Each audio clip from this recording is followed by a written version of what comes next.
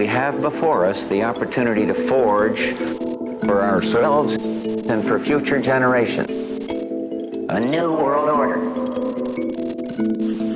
If you really do game out a conflict in the Western Pacific, it just doesn't seem like the U.S. can win. But nobody will admit that. The long-term impact of AI is going to be, I think, if anything, greater than the impact that the internet had. In the area of drones, I think it's widely acknowledged the Chinese are way ahead. So these 6th-generation fighters are gigantic. They have a lot of range, they're stealthy, and they have very, very formidable electronic warfare and radar capabilities. A week might be a long time in politics, but a decade is a short time in geopolitics. Multipolarity Dialogues is a new series of interviews that scan the geopolitical horizon. We'll be talking to some of the sharpest analysts, thinkers, and experts about how they see the world beyond the visible edge of the geopolitical now. Each will offer their take on the world a decade hence. This week, Steve Hsu is a physicist, a tech founder, the hub of a network of cutting-edge thinkers, and the host of the excellent Manifold Podcast. After a record-breaking first appearance, this week he returns to Multipolarity for his second turn. This time, we want to ask him about the big picture on China's tech frontiers. 6 months on from the DeepSeek shock, it's clear that China is making leaps not just in AI, but a range of high-end technologies from material science to robotics, semiconductors, and telecoms. Far from the old paradigm of China doesn't innovate, it copies, we're seeing genuinely novel applications from beetle-inspired heat sensors to synthetic biology to silicon wafer replacement. Beyond the immediate economic implications, how does their coming prowess relate to the strategic balance of power? We talk military hardware, the debate about missiles versus jets, China's 6th-generation fighters, drones, and the battlefield of the future. And given all of this, what can the US do to claw back the high ground? Can Washington accept their diminished status? Or will they end up both more insular and more aggressive on the world stage?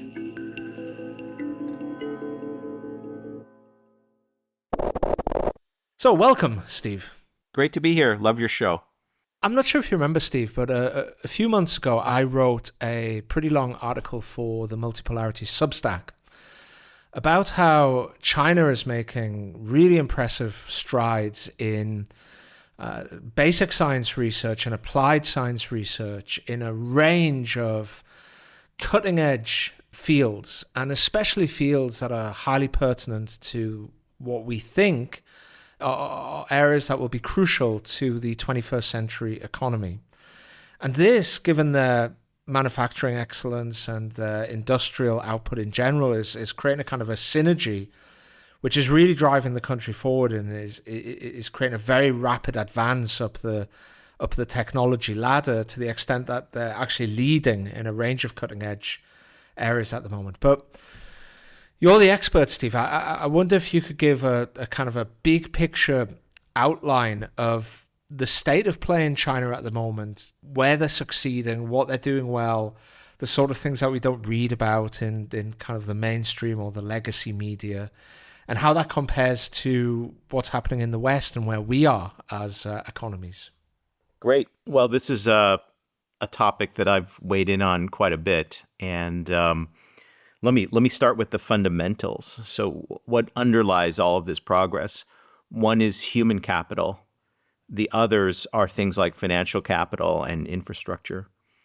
When it comes to human capital, the way to think about it is that you have a country which is 4 times the population of the US.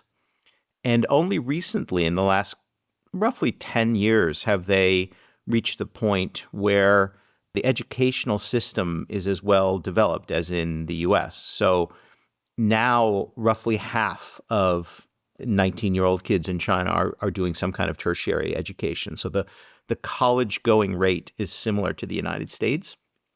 They have a very meritocratic system for filtering which kids get to go to which colleges. the system is very focused on mathematics education. So kids there are much more advanced than American kids in terms of how much math they know when they go to college. So about twice the number of kids per capita study STEM, serious STEM degrees in China as compared to the US. So if you take a 4x in terms of population and a 2x in terms of the fraction of kids that are doing STEM, you get an 8x in the graduation rate every year. So 8 times as many kids are graduating from colleges in China with serious STEM degrees as the US. And that makes the output similar to the rest of the world combined. So if you combine the whole rest of the world and you ask how many well-trained engineers, for example, are being produced, it's about what China is producing. Increasingly, the opportunities for those graduates are extremely good. So they could work at world-leading companies. They could go on for graduate training at top universities within China. So everything is sort of reached a level of maturity that even 10, 20, 30 years ago definitely did not exist. And so most thinkers have not calibrated themselves to these recent changes. Now, in addition to this human capital pool that they draw on, they have very good infrastructure. So they've built out lots and lots of infrastructure. The laboratory facilities are good, supply chain, factories, robotics. They have all of that. And they also have relatively well-functioning financial markets. So they can't deploy as much capital into, for example, the AI bubble as the United States, but they have a healthy financial system with good incentives for competition among the companies and the universities there to compete to produce good products or produce good innovations. So they sort of have a system which is highly functional, and it's all operating at a significantly larger scale than what we have in the US. And so the consequence of this is if you just look across all the different areas of scientific and technological progress, so that could be semiconductors, it could be biotech, drug discovery, it could be EVs, batteries, satellite communications. So you just go across all of these different things, and you'll find that generally they're at parity with the West or possibly a little bit ahead. And even in the case where they're at parity but slightly behind, the first derivative or the rate of improvement that you see in China, so if you look at where they were 10 years ago, 5 years ago, 3 years ago, today, you see a very strong positive slope. And so across all of these different areas, if you just had to extrapolate forward for, say, 5 years, they would be at parity or ahead in most of these fields by the end of that period. So that's a sort of lightning overview of the situation. Yeah, it certainly seems like that to myself, a layman.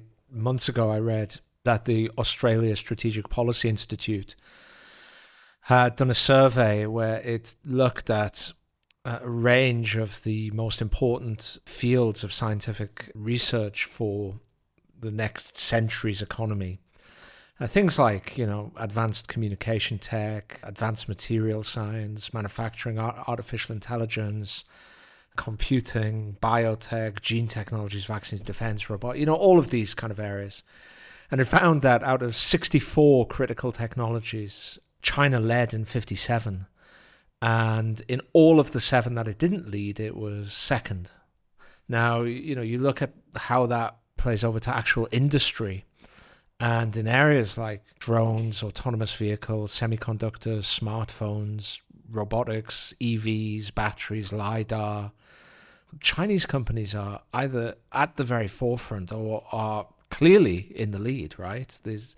I think, Steve, that what would be concerning for me as a Briton, as somebody who would quite like the West still to maintain the highest living standard in the world, would be how this plays, first of all, to the economic potential that China has, and also the strategic balance of power, right? I mean, it's not difficult to imagine a country that leads in the production of telecommunications, drones, EVs, semiconductors, industrial robots, batteries. Like, that country is going to have the same kind of strategic power as a country that produced the most vehicles and aircraft and steel 100 years ago, right? I think we're likely to reach a situation like that. So if you look at the status of the U.S. versus the rest of the world just after World War II, right? So the U.S. had undergone this huge industrial buildup. All of the other major economies had been severely damaged during the war. So if you look at the share of world manufacturing, for example, that the U.S. possessed just after the war, it was enormous. But it's not implausible that China could reach that level, both in old school kind of manufacturing like steel and aluminum and things like that, but also in the cutting edge modern things like semiconductors and drones and things like that. And I think it's not implausible we could reach that state in the next, say, 5-10 years. Yeah, I know that a lot of the people who think in the very long term about the US have kind of really staked the fortunes of the future of the US economy on things like AI, for example. That was seen as something that would be able to drive really rapid improvements in productivity. And through the US dominance in AI and also America's dominance in the chips and data centers required to train AI and to, hold massive amounts of data that are required, that dominance would translate into strategic dominance as well, both from the kind of the economic lift that it would create, but also the stranglehold on the AI models themselves and the infrastructure required to build and train those models. But it seems, recently we had the DeepSeek shock, and it really feels that at the very least the American lead in artificial intelligence is narrowed. And at worst, I would say, at worst from an American perspective, it feels as though there isn't really a moat surrounding AI at all. There's not a high barrier to entry in the same way that there was in building a nuclear weapon, for example. But, this is something that you're very much on top of, because I hear about OpenAI, I hear about Elon Musk's AI project, I hear about Meta's AI project, but we hear much less about what's going on in China. And then suddenly Alibaba will pop up with their latest AI model and it'll be fantastic. Or we'll read about, I'll see a little video of some Chinese kid, really, who looks, about 17, and he's invented this amazing AI agent who can go out and solve quite serious scientific issues, okay? And then nothing apart from that. And then there's all this hype about the Western AI stuff. Where are we in terms of the balance of power with AI at the moment? Yeah, so this is a subject I devote a significant amount of time to looking into, both because I'm just generally interested, but also because I do research in AI-related things, and I'm a founder of a startup, actually, that builds AI applications. So I have to follow this situation closely for a number of reasons. It is true that one of the last hopes for the U.S. side, a scenario in which the U.S. retains its dominance or its hegemony worldwide, the only really plausible one I think that people still believe in here is that the U.S. stays ahead of China in AI, and that there's some kind of fast takeoff in AI capabilities. And because the US is ahead, say by a year or something, or 2 years, that fast takeoff sort of helps the US lock in its advantage across a broad range of technologies. Maybe because using the AI to advance innovation and technology makes up for the much smaller number of scientists and engineers, for example, that we produce here, right? So that's a scenario that people are, especially national security people, are anchored on. Now, the ground truth reality is different. It's sort of what you just said, that there isn't such a large gap in capability between the US and China. I would correct one thing you said, which is that there isn't a high barrier to be at the forefront in AI. In fact, there is a very high barrier. There are only 2 countries, actually, that can participate at the frontier of AI work, and that's the US and China. And that's because, the US was the number 1 scientific technical power in the world, and the Chinese are closing in, right? So, but everybody else is just sitting on the sidelines. You can basically ignore everything that's happening in with the exception of the DeepMind lab, which is part of Google, that's in London. You can pretty much ignore everything that's happening in Europe or Japan or South Korea or India. So Now, what's the actual situation? So you have very formidable labs in China that are producing AIs which are just slightly behind. Maybe the gap is 6 months at most, what the big labs in the US can do. So the big labs here being Anthropic, OpenAI, Google. And what's interesting is that the Chinese companies tend to open source their models. So now, just in the last week or so, you've had the situation as of, say, the last week, is that you have very, very good DeepSeek models. You have very, very good QWen models, which are produced by a company called Alibaba, which is a little bit like the Amazon of China. And then there's another company, which is actually a startup called Kimi, which released its K2 model, which also is open source and like the other two that I mentioned, and also is like basically a parody at the top OpenAI and Anthropic models. So very, very competitive situation. And because the Chinese side is just releasing their models open source, companies that are building using these tools, using AIs, there's a very strong pull to use the open source models. And there's an even stronger pull for academic researchers. So you see more and more academic papers where in order to be able to do some interesting research, you need access to the actual weights of the model, the full internal architecture of the model, but you can only get that from the Chinese models. And so more and more university researchers, both in China and the US, are using these Chinese models to do their research. So it's a very complex situation, but I would just say there isn't a huge gap. I've just been speaking about the models themselves. We could also talk about the semiconductors, the chips that they actually run on. And there's a whole separate situation of competition between Huawei and SMIC versus, say, NVIDIA and TSMC. And I could go into that in more detail if you'd like. Yeah, I suppose before we do that, one thing that might be interesting is to ask what is at stake in this AI race, because quite often it can sound abstract, or it can be who can produce the best large language model that we can chat with or search the internet with. But I think it's reasonable to say that the stakes are way higher than that. And even if we don't reach some kind of super intelligent artificial general intelligence, we don't reach the singularity essentially anytime soon, then individual AI models will be able to drive, in theory, or the idea goes, remarkable advances within the economy. It could really push science forward at a very rapid rate. We saw the molecule folding at DeepMind, right? And, you could imagine there would be all kinds of advances in drug discovery or in material science, for example, all of which could lift the economy. And then, obviously the military applications would be tremendous as well. I mean, really, what's at stake here? I mean, are we talking about a kind of a battle for future dominance? Is that what's at stake? So I think without invoking the sort of fast takeoff scenarios. So there, for example, there was a report issued by a group in Berkeley. I think the title of the report might have actually been 2027.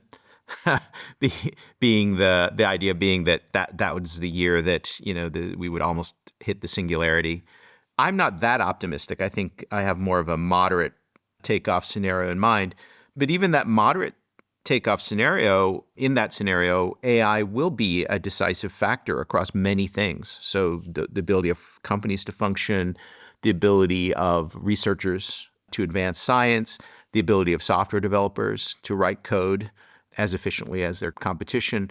So AI is a real technology. I think that the long-term, say on this timescale, 5 to 10 years, impact of AI is going to be, I think, if anything, greater than the impact that the internet had on business and society and scientific research.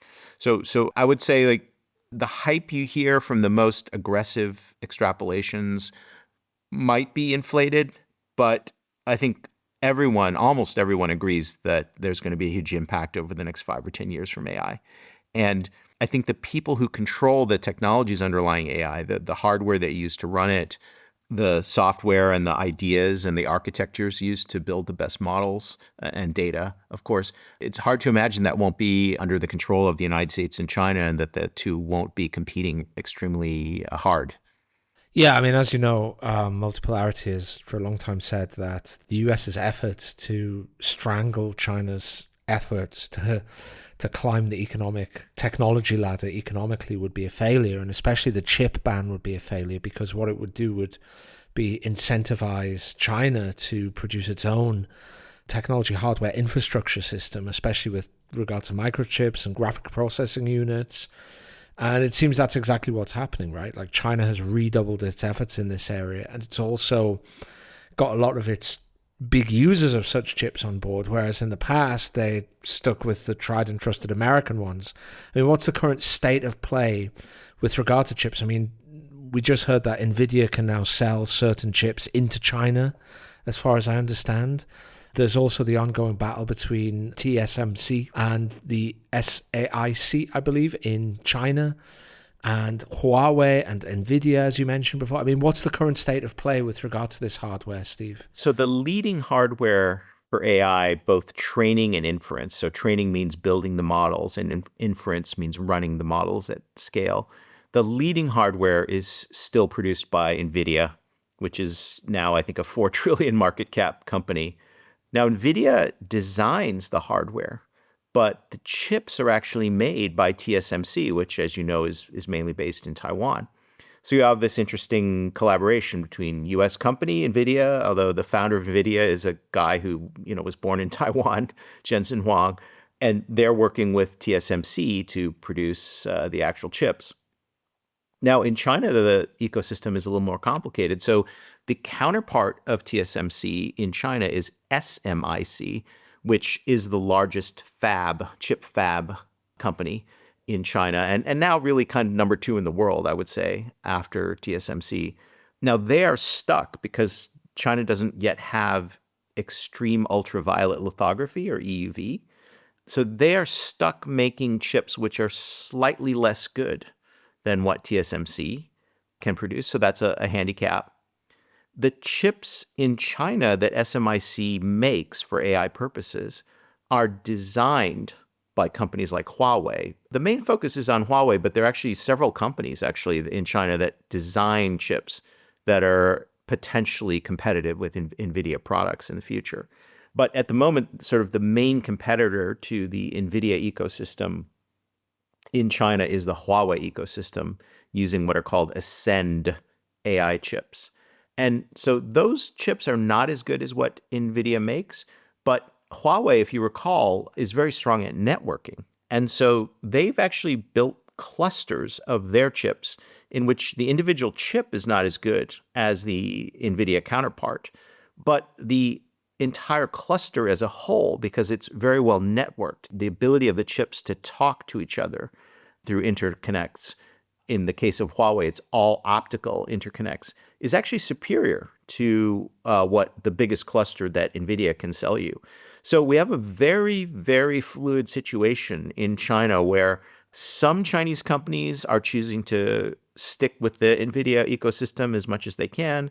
Others are shifting over to the Huawei ecosystem. The Chinese government is kind of pushing companies to shift to the Huawei ecosystem. At the same time, there's a huge data center build out happening in China, where every major province and city is plowing huge amounts of money into building big data centers. And in those data centers is typically some combination of NVIDIA hardware, some of it which has been smuggled into China against the sanctions. Some of it is chips like the H20, which just recently NVIDIA has been allowed now to sell again in China. But then also a big chunk of the hardware is increasingly Huawei type hardware, which is produced by SMIC. So it's a very, very fluid situation. We don't really know how this is going to shake out. I do think it was smart for the Americans to allow NVIDIA to sell, not its best chip, but a chip which is still good enough to extend the lock-in for some Chinese companies in the NVIDIA ecosystem. So they're preserving the ability of NVIDIA to compete in China by allowing them to sell the H20. Yeah, that was my impression as well, that it was a pretty smart move and that it would allow them at least to keep a foothold in that marketplace and not have the whole thing go across and like every last organization focused on producing something that matched NVIDIA, right? And because ultimately they're going to be a global competitor of NVIDIA, especially given the size of the Chinese market and the advantages that gives any company that operates there. I wonder what the overall situation is at the moment, because, if you look at nominal GDP alone, China is still some 20% smaller than the US. If you look at GDP PPP, then China is like a third larger than the US economy. Some people say that it might be even double the size of the US economy because, Chinese economic statisticians work pretty hard, not to include things in GDP and not to include things in the PPP calculation that really would be there in other economies. We're also seeing these, as we've spoken about already this evening, we're seeing these rapid improvements in technology. It really seems that China is kind of straining its sinews and powering forward. It almost feels like America at the turn of the 20th century, right? Does that make sense, Steve? Yeah, absolutely. I think that, so first of all, in terms of the size of the economy, it really depends on how you define the measurement. And I think the PPP numbers actually understate, as you said, that the PPP comparison is probably more relevant than the nominal FX comparison, in which the Chinese economy is still smaller than the US. I think it's pretty clear that overall Chinese economy is actually bigger than the US economy. The question is how much, and there it depends on what you're focused on. Are you focused on things like steel production or manufacturing, or how many service transactions occur in the economy? If you go there and you travel around, I think it's pretty hard not to conclude that the Chinese economy is actually bigger than the US economy, because the scale is just enormous. It's just unbelievable. It's hard to actually comprehend. And one of the things that affects the AI race, for example, is their ability to produce electricity. So they can produce electricity much more cheaply than the United States, and they produce about twice the amount of electricity as the United States. So that, right away you might say, well, doesn't that mean their economy is kind of twice as big as the United States? And that's not an unfair conclusion. This directly affects the AI build out, because one of the big challenges facing companies like OpenAI is if they want to build a big data center, they really can't get the electricity to power the thing. The US grid is kind of maxed out, and our ability to build new things is sort of crippled by regulatory issues and inefficiencies and inability to do things. And so this gets back to your point about what was America like in its glory days in the early 20th century. We were a country that was sort of hitting on all cylinders. When they talk about how fast they built the Empire State Building and things like that, those kinds of feats are only possible in China today. They're not actually possible in the US anymore.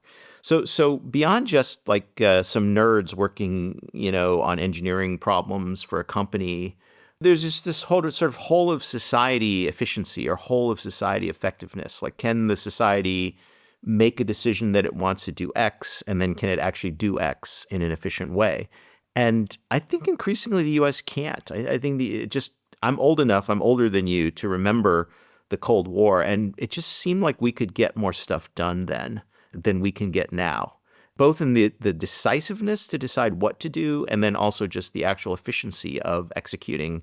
There's something kind of wrong in the United States, maybe in Europe too, in the ability to do those things. And China's sort of in its sweet spot now. I think it's entered a kind of sweet spot for being able to do these things. Yeah, I mean, how long has it been since the Baltimore Bridge collapsed? And would China have a brand spanking new bridge there now? Yeah. I think the answer to that's pretty clear, isn't it? I remember when I was young, so I kind of on the borderline between millennials and Gen X, and I think I've got my echelons right there. But I remember being a little boy in the kind of the 1980s and early 1990s, and the concept of the can-do attitude. We always used to smile. That was the kind of the epitome of America, was the can-do attitude. Yeah, sure, we'll do that. We can do it, right? This idea that nothing was ever too much, and yeah, I do think that kind of sense has disappeared to a certain degree. I suppose that leads us on to the next area, which is how this all plays out in terms of military power, right? Because recently we've seen a 12-day war in the Middle East in which missiles played a very big part. We're seeing a war on Europe's eastern approaches at the moment, in which drones are playing a huge part. It seems that Ukraine has almost run out of artillery, and they're replacing a lot of that with first-person view drones and longer-range drones. And the Russians themselves are producing a huge number of drones now and are able to absolutely plaster the Ukrainian cities with these things, in addition to missiles. You've been writing a lot about this, certainly on Twitter, and you recently had an expert in Chinese military aviation on your show. I guess that China is a long way ahead in a lot of these things. Missiles, drones. I mean, we've long known that China focused on missiles as a way of defending its eastern seaboard, and if it couldn't reach parity with the US, it was going to asymmetrically make it an extremely hard area to gain access to, right? The anti-access area denial systems that they really focused on. But now we're seeing the Chinese experiment and test sixth generation fighter jets.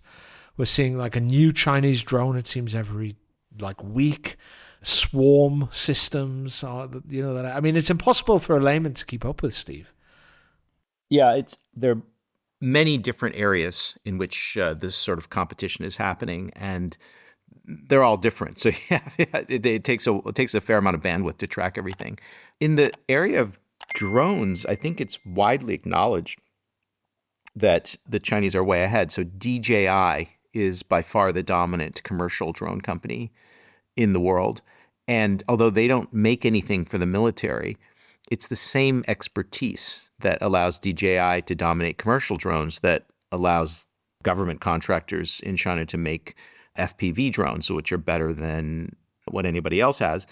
In fact, both sides in the Ukraine war are mainly getting their components from China. So the Ukrainians are buying components from China and the Russians are buying components from China because that's where the supply chain is. It depends on rare earths, like all the magnets and things that go into the motors of these drones are essentially rare earth materials. So if you ended up in a conflict where the drones were the decisive piece of technology, I don't think anybody would be able to really compete with the Chinese. There was a big article in the New York Times about, I guess, a set of open tests that the US DoD had invited a bunch of US drone companies to participate in. And it was pretty sad. I mean, even the best US drone makers who are deliberately targeting DoD as the customer were not really able to produce and test drones for the Pentagon, which had the capabilities that would be necessary, for example, in Ukraine.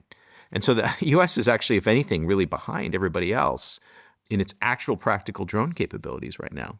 When it comes to missiles, it's, as you said, the Chinese specifically have been looking at conflict in the Western Pacific. So what's going to happen in the Western Pacific?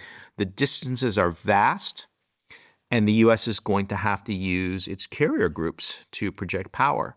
And so what the Chinese realize is that they could make it very risky for those ships to operate in the Western Pacific if they perfected long-range strike. So they perfected missiles that could target and hit ships from very long distances. And that hasn't really been a technology that America has focused on, because America's way of war is usually to get air dominance over a region, and then they can sort of just bomb the other side at will. And so the U.S. has never really focused on missile technology as a specific conventional missile technology, not nuclear missiles, but conventional missile technology as a specific area that they emphasized. And so the United States is actually quite behind, particularly in something called hypersonic missiles, which are the most advanced kind, which are highly maneuverable missiles that travel at Mach 5 and above. So these are very hard to shoot down. So, you've got all these different things. Now, in the podcast you mentioned, we were actually talking about fighter jets, which traditionally has been America's strength. And so I think that, at least until recently, one would argue that the U.S. is way ahead in technology in fighter jets. So the F-35 and the F-22 were for a long time by far the best stealth fighters. And, in some war games, because of their stealth capabilities, they would, overwhelm competing fourth generation fighter jets because of their special capabilities, which nobody else had. Now, what's happened recently is the Chinese are in mass production of their own fifth generation fighter jets. So, for example, the J-20 and now the J-35. But they're also working on the sixth generation fighter, and they're I think quite ahead of the United States. So they're already testing their sixth generation fighter. U.S. hasn't really actually decided what's going to be their sixth generation fighter. So it's just another one of these things where, if you have huge numbers of engineers to throw at the problem, and the system is not yet overwhelmed by grift and fake activity, to get government contracts, but not effective execution. If you're still in that kind of productive sweet spot, you can do a lot of things. Like if you look at the weapon systems that the U.S. rolled out between like 1960 and 1980, it was incredibly impressive what our military Yeah. capable of. But we're not really in that situation anymore, but they might be. Yeah, that's actually very interesting. I hadn't thought of that before, because it is true that through the early 1980s, you had this real flower, like a bloom of new weapons platforms that came online. It was things like the F-15, the F-16, the F-18, the F-117 even around that time. And then you had the M1 Abrams, the Bradley infantry fighting vehicle, which I think has turned out in Ukraine to be better than perhaps the movies would have us believe. You had a range of anti-tank missiles like the TOW and the Javelin. It was like a real flowering of, I guess, the Aegis anti-missile system, the Marine anti-missile system came online around then as well. So it was a real flowering, and I hadn't really considered that the Chinese might be in the same process. I mean, what marks out a sixth generation? Like, what would make a sixth generation fighter? And what would it mean for the balance of power in the Western Pacific? I guess not just for the US, but also for countries like Japan and India, if China could field sixth generation fighter jets in numbers. So these sixth generation fighters are gigantic.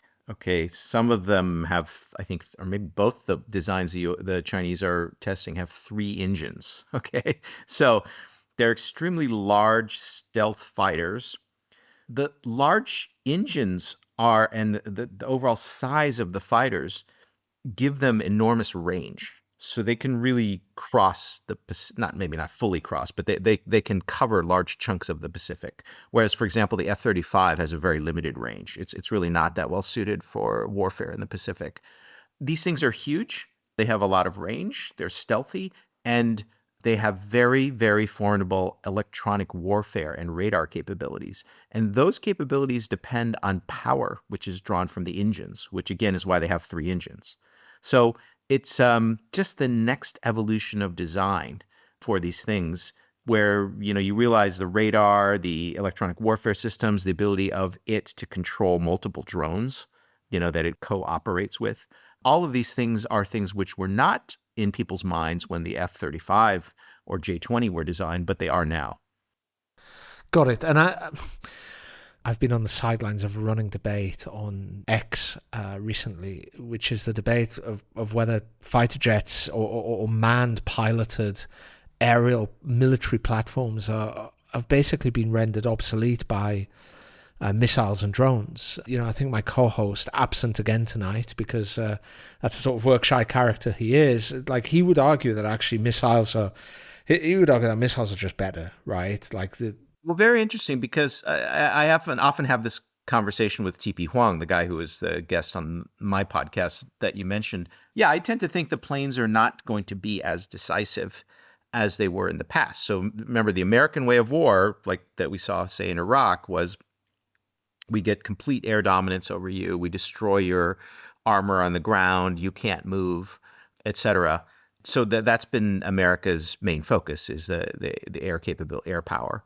Now, missiles are quite interesting, because what can you do with a missile? Like, in a way, a missile is not the most efficient way to deliver a ton of TNT, right? I mean, if you have air superiority, then you can deliver much more through bombers and precision-guided munitions, which are dropped by the bomber.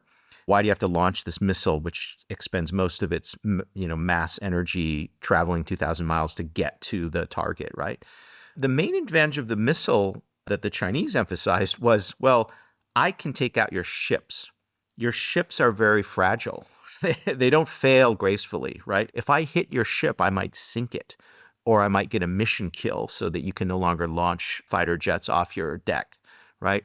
So the Chinese were mainly thinking, I will use these conventional missiles to make naval operations extremely hard for you in the Western Pacific.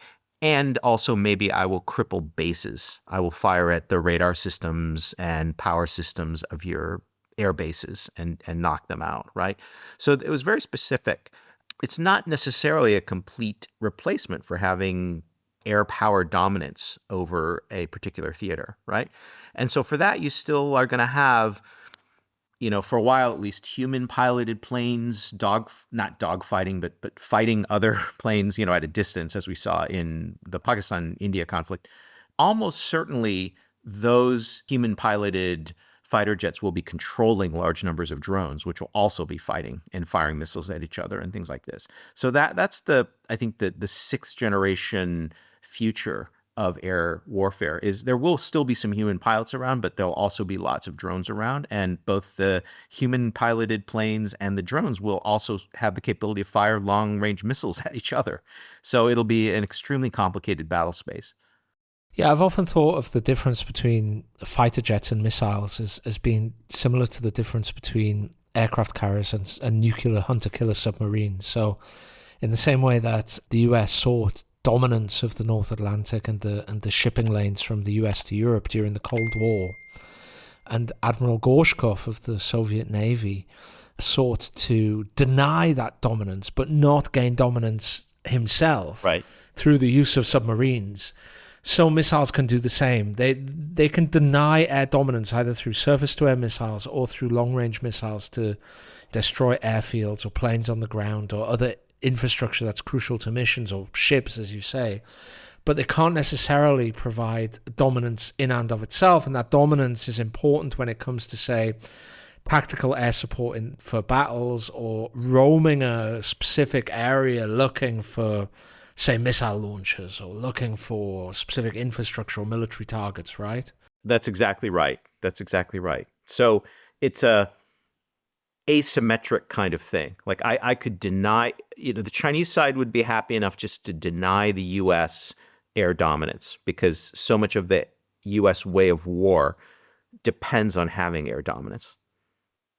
Yeah. And even I think that their modern plans for any defense of Taiwan are based on this concept of air-sea battle, which is the maritime equivalent of the air-land battle that kind of finally reached fruition in the 1980s with the revolution in military affairs and all of those weapons platforms that we spoke about before, right? So, but Steve, I guess that's going to be tough if China doesn't just have greater numbers in the theater, but in some platforms is more advanced. I mean, I think it's fair to say that the US still has a clear lead, in its Navy, technologically at least, especially for submarine platforms. I think the US is still well ahead. But, if the Chinese are now equal to or even slightly ahead of the Americans in things like drones, missiles, and manned fighter jets, then that's a big problem for the US, right? I think it is a big problem. I think one of the things that this hasn't really been spoken out loud yet, but a lot of people are thinking about it, is if you really do game out a conflict in the Western Pacific, it just doesn't seem like the US can win, right? So they just can't operate their platforms out there, the aircraft carriers and such. They can cause problems for their side by operating their submarines. But can they actually win a conflict in the Western Pacific? It just doesn't seem like they can. But nobody will admit that. I think a lot of military planners haven't even really come to that conclusion just because there's just so much status quo bias. They can't really update their planning in the face of the new weapon systems and the numbers of those weapon systems that the Chinese have now.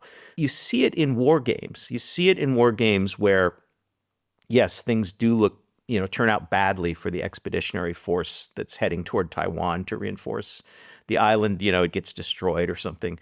But the sort of bigger picture conclusion, which I think some of the Chinese planners sort of know, their leaders might even act like they know it, is that, yeah, you're actually not going to fight us here because there's a good chance you'll lose. And it's not that important to you. So if there's a good chance you're going to lose, and you could just like negotiate away Taiwan, you'll probably do that.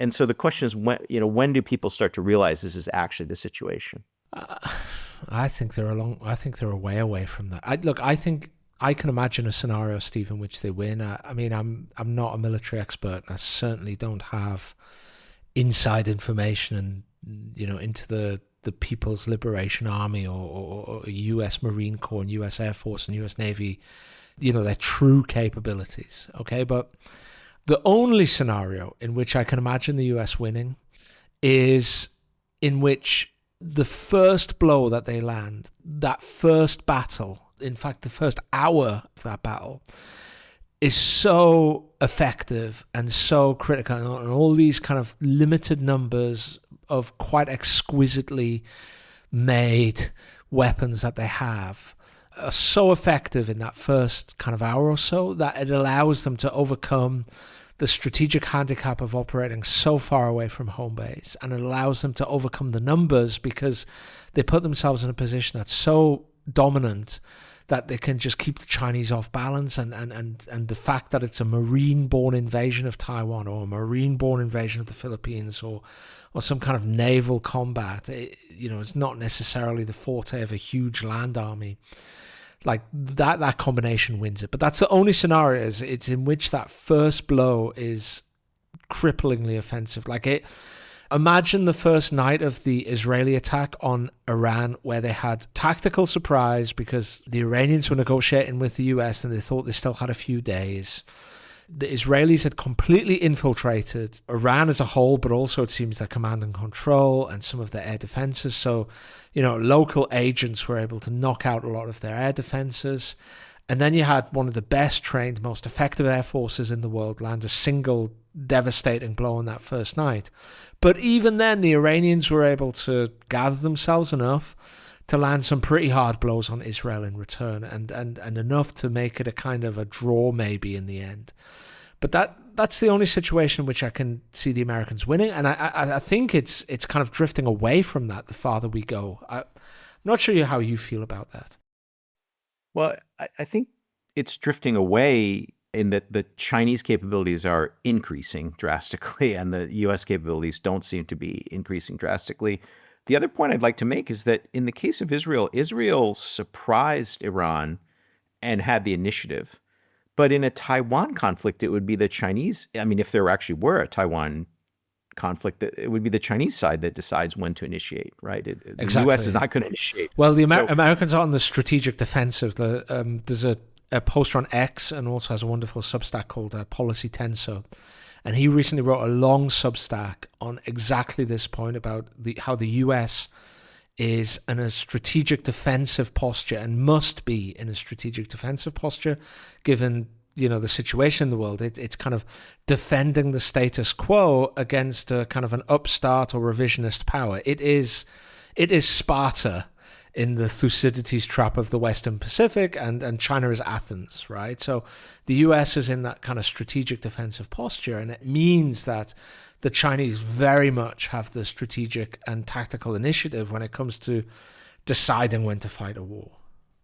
Yeah, I can imagine that the invasion itself is very tricky. It's hard, and they just screw it up, and they're not able to actually take control of the island, and then it turns into a long, drawn-out conflict, etc. So I think there's still a risk of that happening. But I don't actually think the Chinese feel like they have to invade Taiwan. I think that they would only do that in reaction to something like a declaration of independence by the Taiwanese or something like this. I think they feel that time is on their side. So gradually the Taiwanese are going to negotiate for some kind of settlement, two systems, kind of settlement. I just don't see that, although the military is preparing to have the capability to do it, I don't think there's a sense of urgency that they have to do it within some number of years. Yeah, when Samuel Boria was on this show a couple of years ago, Steve, he suggested even then that there would not only come a point where the Taiwanese elites would see the writing on the wall and seek to negotiate at the very least a modus vivendi with China, if not a full reunification over time.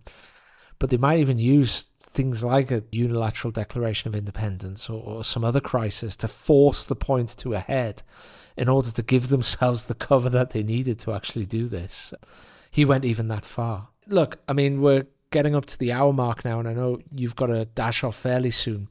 Just drawing all of this together, the technological advances, the scale of GDP growth in China, the way in which the US is kind of seeing its lead erode, both in terms of absolute size of economy and also its lead at the cutting edge of technologies erode, and then also how that's already playing into the military balance of power. What's your long-term strategic outlook? I mean, if I had to ask you a kind of interview-style question, Steve, it's like, where do you imagine yourself within 5 years? Like, where do you imagine the global strategic outlook in 5 years and 10 years? So I don't see an imminent catastrophe for the Chinese system. Like, maybe there could be one, maybe I'm just missing it. It doesn't seem brittle. It seems like they're in a kind of positive feedback loop. So the kids that will enter the workforce over the next 20 years have all been born. We know how many there are. They're not facing a major demographic problem in the next 20 years, maybe after that, if they don't fix their TFR. So they've got a system now where they're able to educate kids and pull the best ones into leading edge research and development. I see them getting further and further ahead of the United States in lots of key technical areas, continuing to develop their infrastructure and their economy. I think they feel confident of where they're going to be 5 or 10 years from now versus the United States. So I think they're just going to continue developing themselves. They don't need to really get involved in foreign adventures. And the one problem that is a potentially acute problem for them is Taiwan, just for purely political reasons, right? There might be a crisis there that they have to deal with, but they're hoping there won't be an acute crisis. And so I just see continued development of technology, their companies, bigger and bigger export fraction of manufactured goods in the world. I think all these things are sort of still moving in their favor. There will be a slight decline in the overall size of the workforce in China by about 10% over the next 20 years. But I think that's likely to be more than made up by the fact that they're emphasizing robotics so much. They're now the most robot-intensive major manufacturing country. So not in contrast to what some Westerners might think of as like a kind of low-wage economy, they actually have a higher robot intensity in their economy than either Japan or Germany. So, and it continues to increase. And those robots now are increasingly made in China. They're not even imported from abroad. So I just feel that they're going to be, at least for the next 5-10 years, becoming more and more formidable. And gradually, I think people in the West will have to give up on copium. They'll run out of copium. And they'll have to just acknowledge that this is an accurate depiction of the situation. And when that happens, can we trust, or trust is the wrong word, or when that happens, can we expect Washington to go gentle into that good night, or will we see a kind of rage against the dying of the light? I mean, like, will it accept that China is able to have the same kind of hegemony over Southeast Asia as the US has over North America? And will it accept that means that China is ultimately going to be on an equal footing to the US and indeed a little bit more powerful in terms of global competition? Will they accept that or not? Yeah, I think that's the essential question. So if you said, hey, Steve, you're about to step in a time machine and you're going to get out in 10 years, you're going to get out in 2035, okay, what do you expect to see? If you tell me that when you get out, you notice that there was a nuclear war and the US and China mixed it up, and so something really catastrophic happened, I think there's some chance of that happening. It's not, I wouldn't be that surprised to step out of the time machine in 2035 and learn that, yes, there was a major war fought and involved nuclear weapons. If that doesn't happen, then I think we'll end up in a situation where the Chinese economy is substantially larger than the US economy. It's more advanced in many areas of science and technology. And the US has sort of quietly accommodated itself to that situation. On the Chinese side, in order to not exacerbate things, they should just restrain themselves and not bully Japan and not bully South Korea and not try to bully India and just continue developing themselves internally. Just quietly develop yourself, and you'll be in a position of preeminence by the end of that, and hopefully without a major war. Well, that's a very positive way to end the show. But before we go, Steve, please let people know where they can find you, because I listen to Manifold quite often on my dog walks. I really enjoy listening to it while I'm walking Hobbs. But, I mean, is there anywhere else that people can find you? Any articles, any papers that you've written of late? I think most of my output these days is on X, just because it seems to have a very large reach. That's one of the great things about the X platform. I do occasionally write for The Spectator. Recently has commissioned a couple of articles from me on exactly the topics that we discussed on this show. You can find them if you just Google me and Spectator. But I would just say, if you're interested in the topics we discussed, just follow me on X, because I post regularly on these things. For example, I just posted a series today on biotech. So China seems to be advancing very rapidly in areas like drug discovery and cancer treatments and things like this. And so a huge number of billion-dollar deals were done in the past year between Western big pharma companies and Chinese innovative startups and companies. Well, super duper. And actually, again, I recommend Manifold. If you're the sort of person who would like to listen to Steve, who is something of a polymath, I guess. You know, he's contributed both to physics and biology as academic fields. And if you'd like to hear somebody with a scientific background, but who can actually speak like an ordinary human, interview some of the most interesting nerds on the internet, then listen to Manifold, because it's great.